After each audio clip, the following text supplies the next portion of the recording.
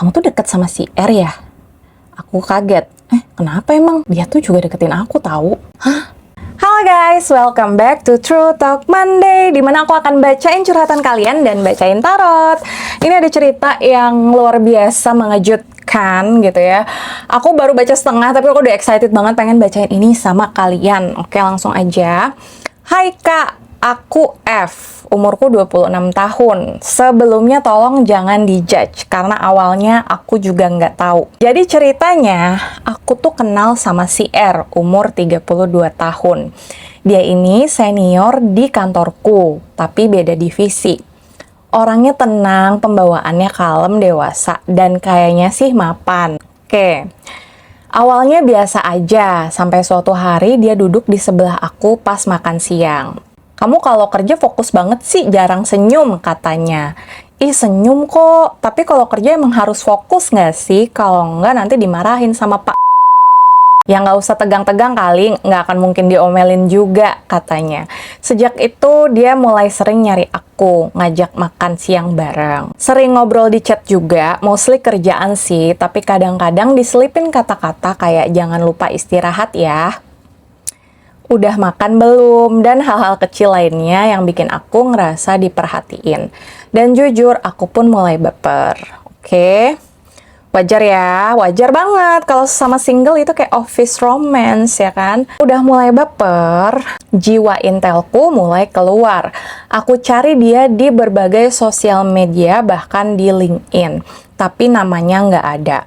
Oh mungkin dia emang nggak suka bersosial media. Kan ada aja ya orang yang kayak gitu. Ada aja. Aku jadi penasaran dia beneran single apa gimana. Jadi suatu hari pas lagi makan siang bareng-bareng tersisalah tinggal kita berdua. Sengaja kali nggak sih? Bukan tersisalah, bukan. Jadi emang nggak pergi dulu ya kan, nunggu sampai berdua gitu nggak sih? Aku sebenarnya deg-degan. Intinya aku langsung nanya, Bapak single kan? Oke, ini agak aneh sih pertanyaan kayak random banget, makan siang ya kan, terus kayak bersisa berdua, Bapak single kan? Dia jawab cepet, iya, dan aku ya udah percaya. Dari situ kita sering chat-chatan kayak orang deket, dan akhirnya singkat cerita kita menjalani hubungan. Dia ini orangnya perhatian, bagi aku yang sering galau, dia suka kasih solusi yang bikin aku tenang. Tapi lama-lama aku mulai ngerasa ada yang aneh. Dia sering hilang. Kadang aku chat malam nggak dibalas sama sekali. Besoknya baru jawab, maaf ya, semalam ketiduran.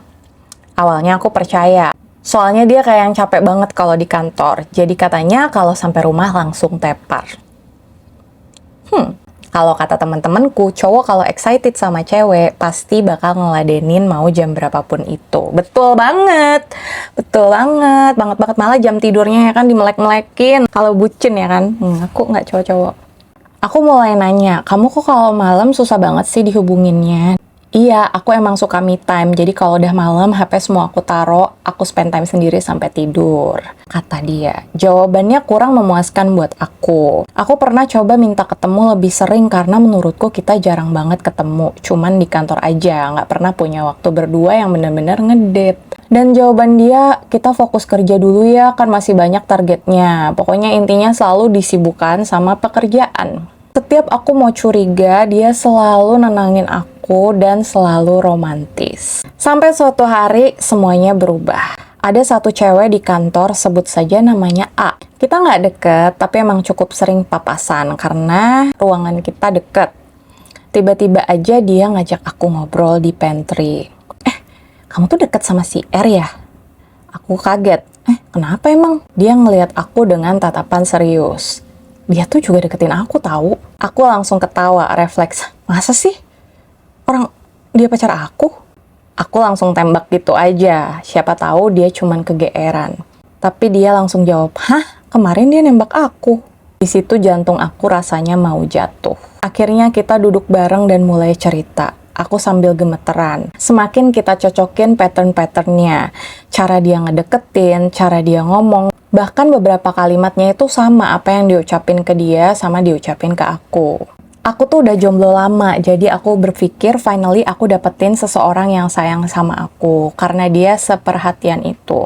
Tapi ternyata dia deketin orang juga. Di situ aku masih berusaha denial. Karena di bukti chatnya si A cuman ada kata-kata ngobrol biasa yang memang agak perhatian tapi nggak ada kata nembak. Dan di jam chatnya juga nggak pernah ngechat malam, jadi harusnya pacarku ini nggak selingkuh. Tapi gongnya adalah ketika A nunjukin salah satu akun Instagram. Hah?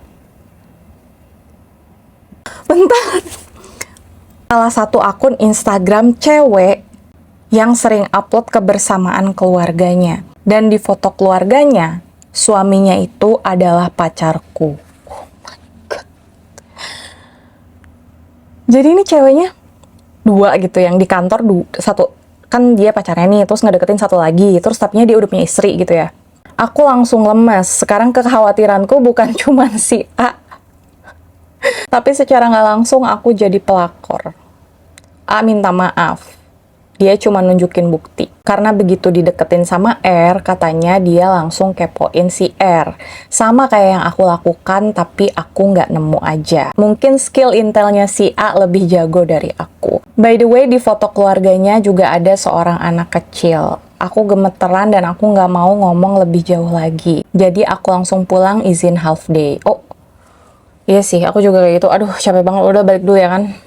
Malam itu akhirnya aku konfront dia lewat telepon. Walaupun nggak diangkat-angkat, aku bilang ini penting, akhirnya dia angkat. Dia tanya kenapa, suaranya berisik, kayaknya dia butuh keluar rumah dulu deh. Aku tanya, kamu udah nikah? Dia diem lama banget, terus jawab iya.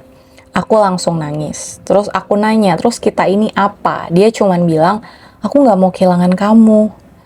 Aku teriak, kamu bohong, awalnya kan aku tanya, kamu tuh single apa enggak? Dia jawab, kalau aku bilang dari awal, kamu kan nggak akan mau sama aku. Aku nggak bisa ngomong apa-apa. Tapi yang bikin aku paling hancur bukan cuman itu. Si A bantuin aku ngehubungin istrinya. Oh, si A ini udah jadi bestie nih kayaknya ya kan? Ngebantuin hubungin istrinya. Kita nekat aja karena sama-sama disakitin. Aku pasrah aja mau dicap pelakor, yang penting istrinya harus tahu perbuatan bejat suaminya.